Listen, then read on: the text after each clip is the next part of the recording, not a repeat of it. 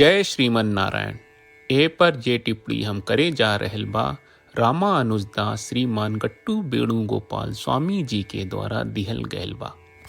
अध्याय 18 मोक्ष संन्यास योग श्लोक 66। सर्वधर्मान् परित्यज्य मामेकं शरणं व्रज अहं त्वा सर्वपापेभ्यः मोक्षयिष्यामि मा शुचः।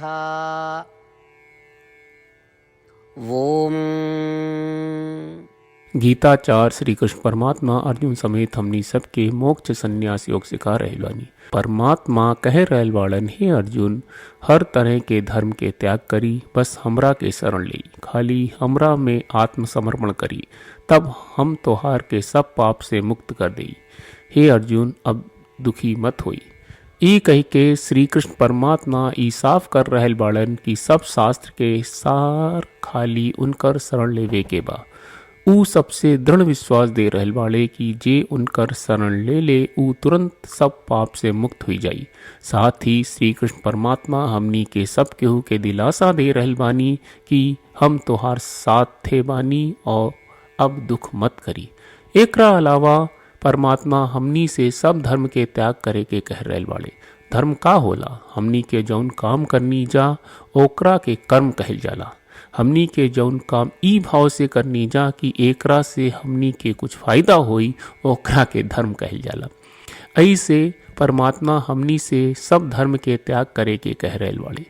एकर मतलब ई नहीं के हमनी के कर्म के त्याग कहल जाए, बल्कि ई भावना और विश्वास के त्याग कहल कि हमनी के जौन कर्म से हमनी के मोक्ष मिली और ई विश्वास की कर्म योग, ज्ञान योग और भक्त योग से हमनी के मुक्ति प्रदान करी। ऐसे हमनी के हर तरह के धर्म के त्याग करके अपन कर्म सही तरीका से करी जा और परिणाम की इच्छा ना करी जा और खाली श्रीमन नारायण की शरण ले रही जा। चूँकि परमात्मा हमनी सभी के इतना दृढ़ विश्वास आश्वासन साफ तौर पे दे रहल बाड़े, ऐसे हमनी के कौनो संदेह न होके के चाहिए और इस श्रीमन नारायण की प्राप्ति के हमनी के जीवन के एकमात्र उद्देश्य बनावे के चाहिए। आई श्री कृष्ण परमात्मा के वचन के श्लोक के रूप में जैसन वा वैसे ही दोहरावे के कोशिश करी जा। सर्वधर्मान् परित्यज्य मामेकं शरणं व्रज अहं त्वा सर्वपापेभ्यः मोक्षयिष्यामि मा शुचः। श्रीमद् भगवत गीता का पूरा सार श्री कृष्ण परमात्मा ने अध्याय 18 के श्लोक 65 से 70 में 8 काम करे खातिर दिले बाड़े। श्री कृष्ण कहले, हम ओ लोगन से प्रेम करनी जो लोग इन 8 बातन के मान तारे। हम ओ भक्तन के हर तरह से रक्षा करब। श्री कृष्ण परमात्मा के द्वारा बोलल गईल संपूर्ण भगवत गीता सुनला के बाद अर्जुन कहले, करिष्ये वचनम त्वा, जेके मतलब बा कृष्ण मैं वही करब जौन आप कही। यही कारण बा श्री कृष्ण अर्जुन के हर तरह के सफलता आ विजय प्रदान करेले।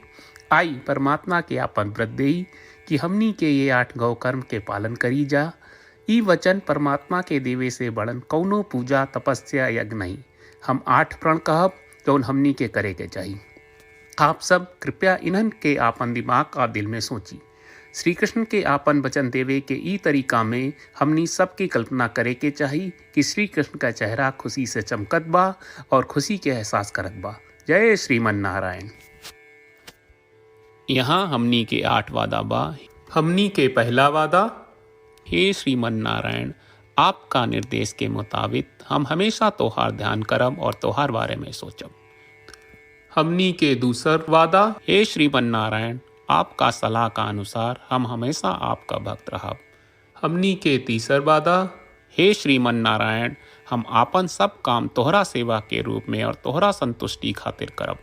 हमनी के चौथा वादा, हे श्रीमन नारायण, जैस की आप माने के कहले रहलू, हमरा बहुत विश्वास बा कि हम आपके होई और हम हमेशा आपन दोनों हाथ जोड़ के आपके नमस्कार करब और आपकी पूजा करब।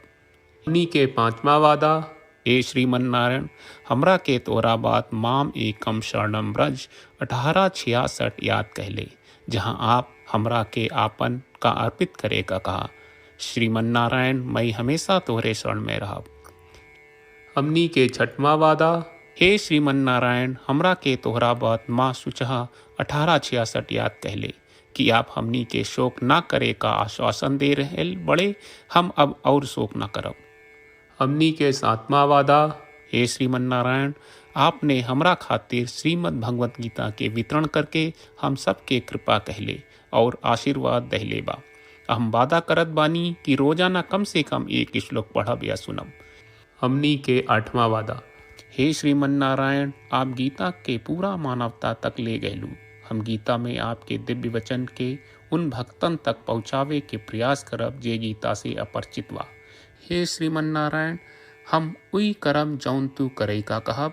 हम ऐसन व्यवहार करब जैसन आप चाहत बानी और हम खाली आपका खातिर काम करब। श्रीमन नारायण के रोज आपन वचन देहल कि हम ओइस करब जैस आप कहत बानी, ई अपने आप में बड़न पूजा बा। श्रीमन नारायण करशे वचनम त्वा। श्रीमन नारायण हम तोरे निर्देश के मुताबिक काम करब। सर्वम श्री कृष्ण अर्पणम अस्तु। जय श्रीमन नारायण। सर्वधर्मान् परित्यज्य मामेकं शरणं व्रज। अहं त्वा सर्वपापेभ्यः मोक्षयिष्यामि मा शुचः। ॐ सर्वधर्मान् परित्यज्य मामेकं शरणं व्रज। अहं त्वा सर्वपापेभ्यः मोक्षयिष्यामि मा शुचः।